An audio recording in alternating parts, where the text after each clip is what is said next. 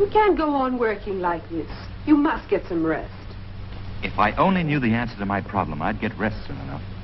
You won't find your way back to visibility by working night after night. You'll just tire yourself out. You're right. I'll carry on tomorrow in the lab. You do just that.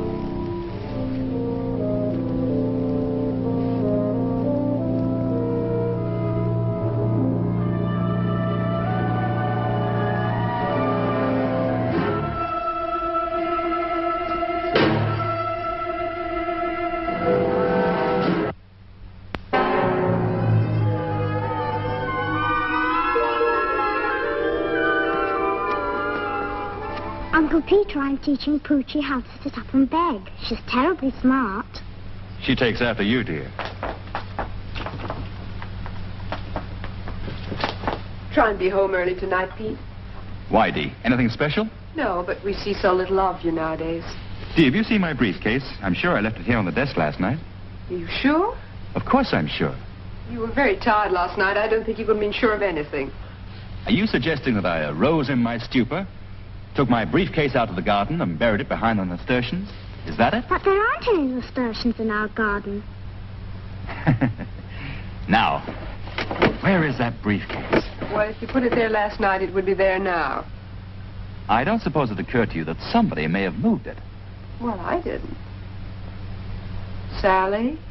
Oh, no, Mummy. I wouldn't. I didn't break the window either. What was that? I'll tell you if I did. Sally, what are you talking about? I can't see any panes that are broken. Not the glass, Mummy. I mean here. The wooden part, see, it's all torn.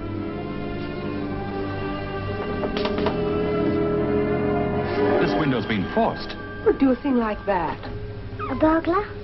A burglar? Why should a burglar take your briefcase and nothing else? I don't know. Was there anything of value in it? 5 weeks of hard work, that's all.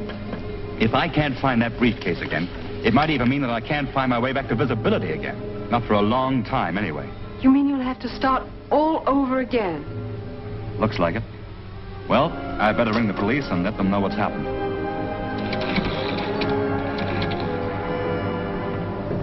Oh, we looked all over the house and grounds, sir. No question that window was forced with a jimmy. Anything else? What did you find? Well, I found a piece of your garden hedge had been trampled. Burglar might have used that as a place of concealment while waiting to make his move. Anything else? Well, no, sir, not even a decent footprint. Then the chance of my ever getting my notes back seems rather slight, doesn't it? Oh, frankly, sir, hardly any chance at all. But we'll do all we can. I know you will. Thank you very much, Inspector. Goodbye. I'd like to speak to Dr. Brady.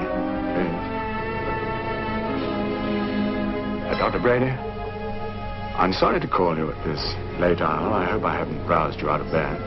Not at all. My name is Curry. Lucien Curry. Curry? I don't recall the name. No, you don't know me, but certainly. Thank you, sir. It seems, sir, through some curious circumstance, I've just come into possession of something belonging to you. A briefcase. My briefcase? Yes. I found it not 5 minutes ago in my garden. It's full of papers with some sort of mathematical notation on them. But on the inside flap, there's an identity disc with your name and address on it. I felt obliged to get in touch with you at once. I wonder if you'd mind if I came along and got it from you straight away. No. I see no reason at all why you shouldn't come over directly. I'm not imposing. No imposition, sir, I assure you. I intend to be up most of the night anyway. Peter, what is it? Somebody's found my briefcase. Oh, isn't that wonderful? The old house standing by itself. Yes, I think I can find it all right. Should take me about 10 minutes to get there.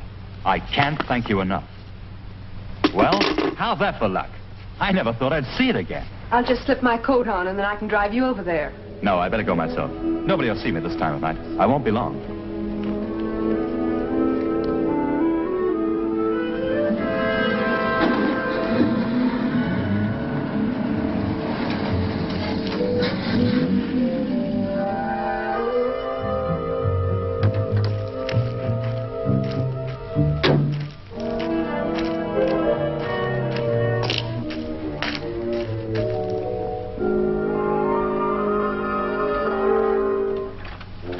Mr. Curry?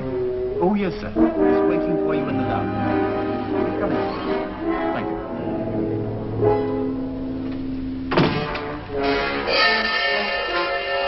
Sit this way.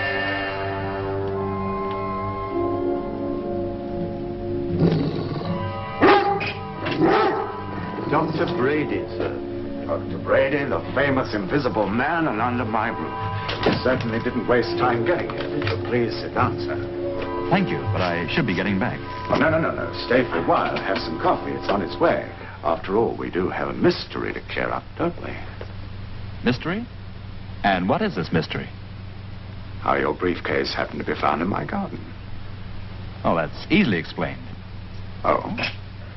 Apparently, the burglar who stole it from my home last night realized it was worthless to him and got rid of it by tossing it over the first handy wall. Sounds logical. But, aren't you overlooking something? What? The fact that your briefcase was the only object in the house your night visitor seemed to want, he deliberately went after it. How do you know that? Oh, that's very simple. I sent Collins round to steal it. Didn't I, Collins? You did, sir? What are you saying? But I didn't find it in my garden after all. You see, Brady, I needed it for bait. How else could I have induced you to come here? And now that I am here, We're going to have a little talk, you and I. providing you can induce me to stay, you mean? Oh, that's all been arranged. Now, let me tell you. I think you better try telling it to the police instead. All right, Juno, on guard. Don't move, Dr. Brady. Let go, you brute. Not a muscle. Juno's been trained to get her throat, and she's lightning fast, so they might not be able to stop her in time.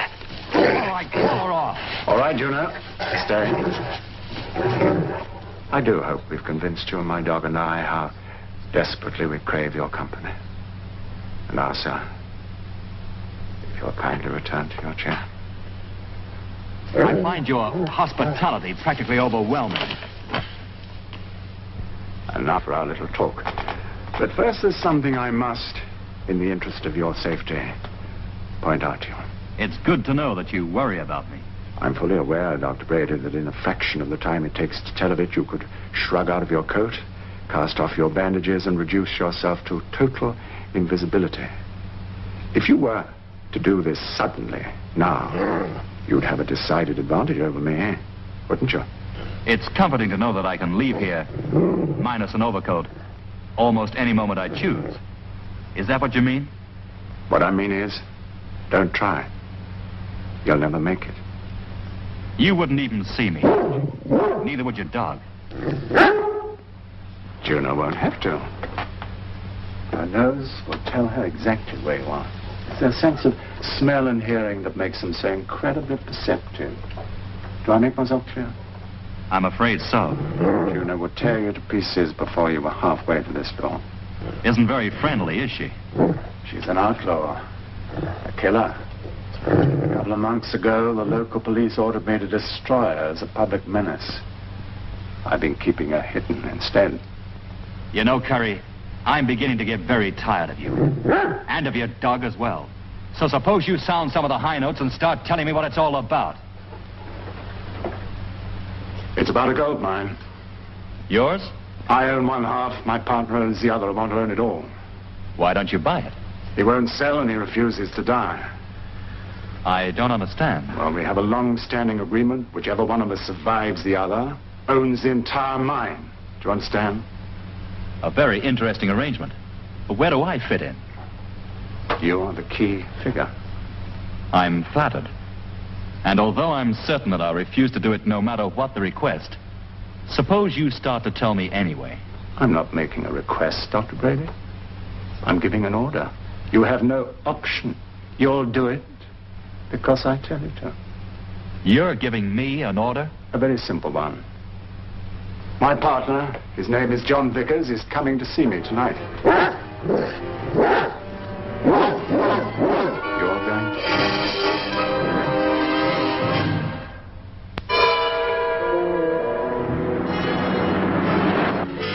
I don't know what the Carrie's up to. Why does he call me down to the country in the middle of the night to talk business?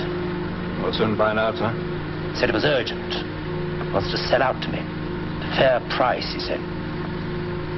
Wonder what dirty scheme he's up to this time. There's nothing to worry about, sir. I'll keep my eye on him.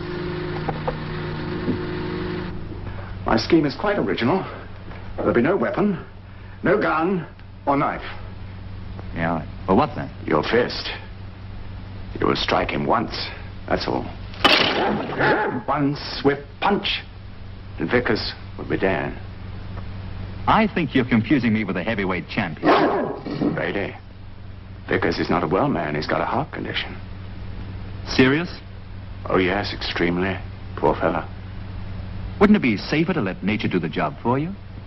It's only a matter of waiting. When I first heard that Vickers was ill, that's exactly what I said. It's just a matter of waiting. And why did you change your mind? I've been waiting for 15 years. I'm beginning to believe the man will go on forever. Unless you stop him with a punch to the heart, you mean? Exactly. Except that you would deliver the blow. Why don't you do it yourself? My dear Brady, isn't that rather obvious? I'd be seeing. What of it? Vickers won't tell anyone it was you. He'll be dead. Oh, my goodness, I've forgotten to tell you about Ryan, haven't I? He'll be with Vickers when he comes here tonight. Who is he? An alert, intelligent fellow, as tough as they come, with an ugly bulge beneath his shoulder where he carries his gun. A bodyguard?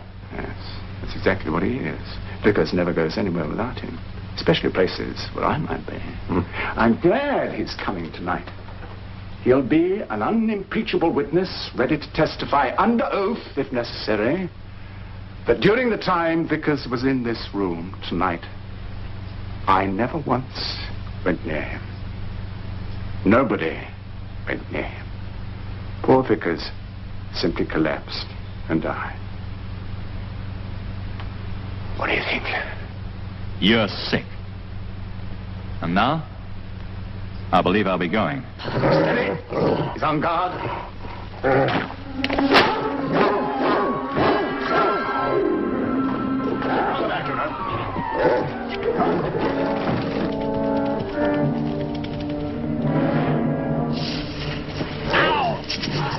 Stay, Juno.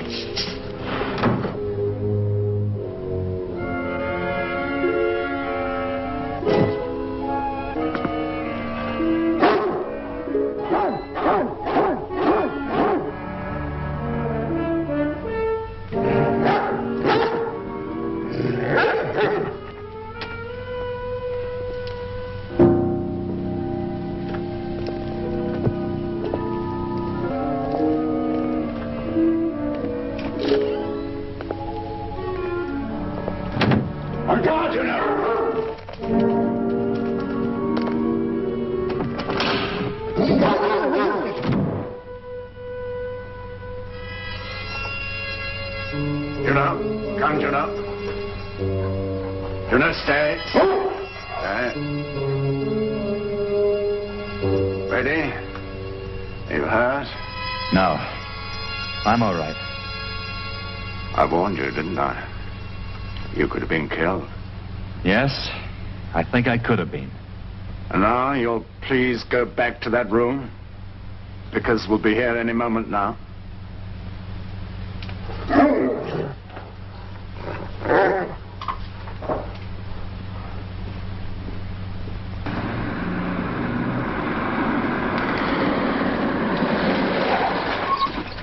At the opportune moment, I shall give the dog the signal to stay. Then, you can move. You leave your chair, cross to Vickers. We'll be seated here, and let him have it. He died, poor soul, of a heart attack. That'd be murder. It's an ugly word, Brett. Remember, Ryan, keep your eyes open. This fellow will try anything. Don't worry, sir.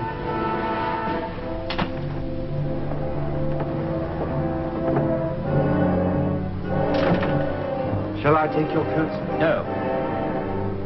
Good, sir. Mr. Curry's in the lounge, sir.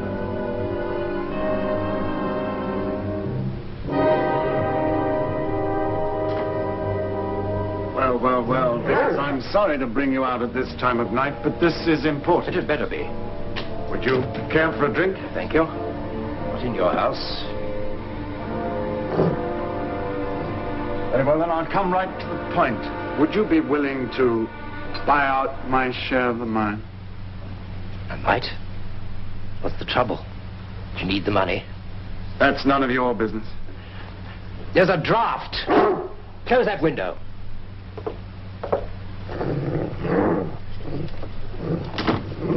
You spoke about a fair price.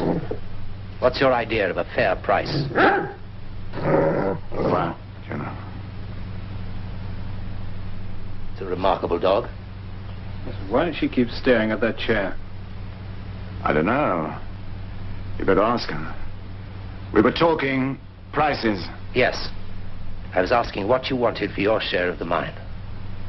A couple of million. 2 million? Is that your idea of a fair price? Do you? Yes. And you get me down here in the middle of the night to tell me that? 2 million.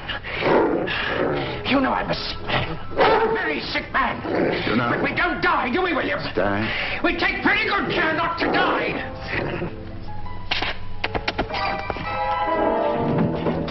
Juno, get it!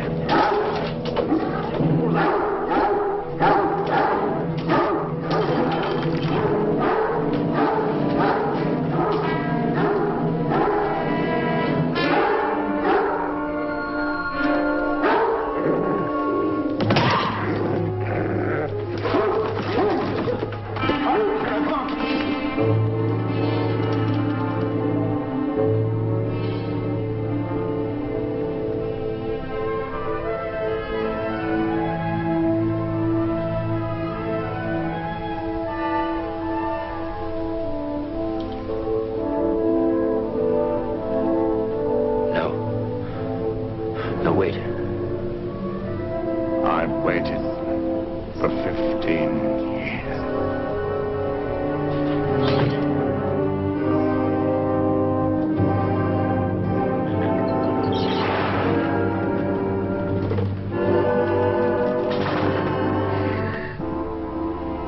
You killed him.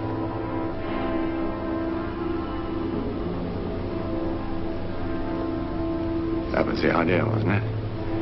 He died of a heart attack. Are you mad?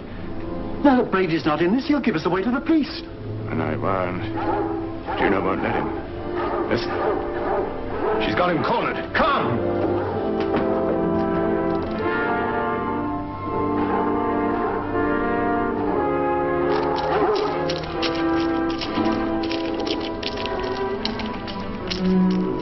Well done, Juno. Come on, Brady, open up. Come on, Brady, open up or we'll force the door.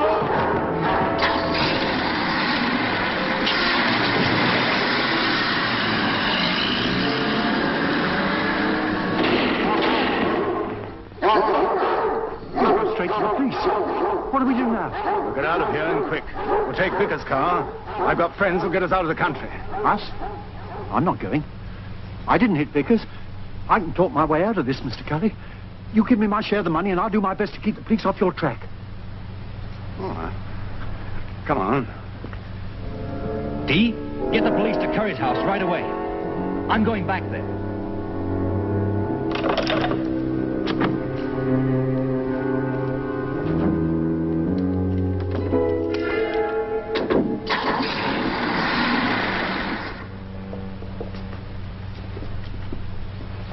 My satchel.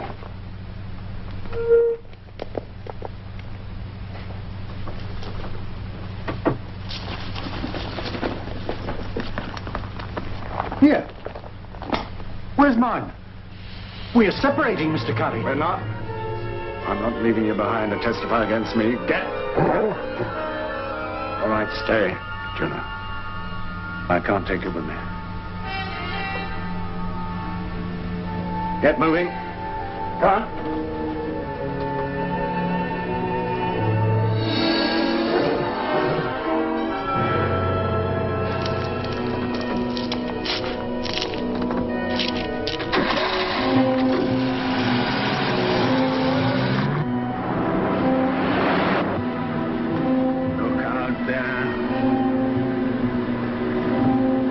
Now then, Mr. Cully, turn around and drive home. Pull up. I'm warning you. And I'm warning you, Collins, don't try anything funny unless you want to get killed in a nasty wreck.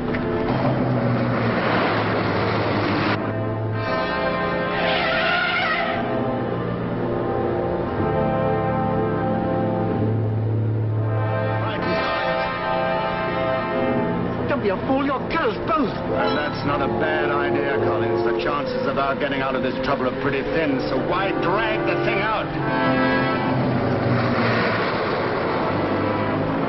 Now, for some real speed.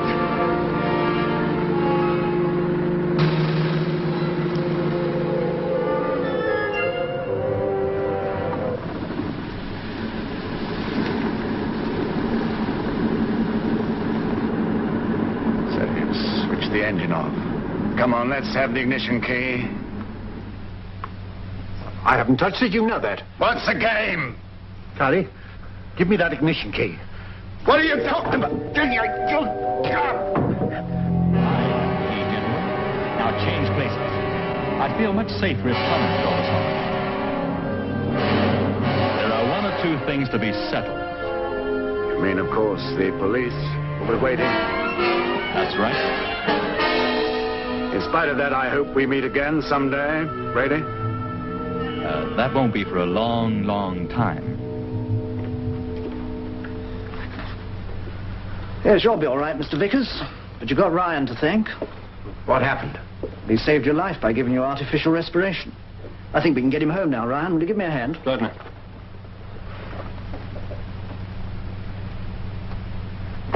I hope you'll be well enough to appear at the investigation, Mr. Vickers. Well enough? Of course I'm well enough. I'll have that curry put away for a good long time. I'm going to make it my business to outlive him, no matter how long it takes. That's the spirit, sir. I'll just lock up here now. Goodbye, sir.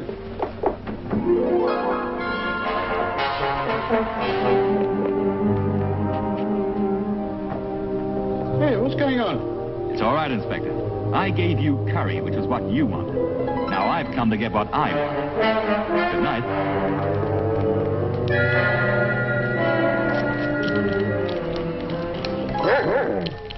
Well, hello. Now, what did I ever do to you? You ought to be ashamed of yourself.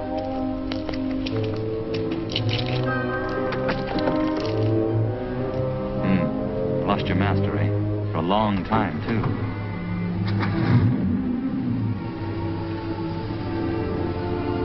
Oh, jump in.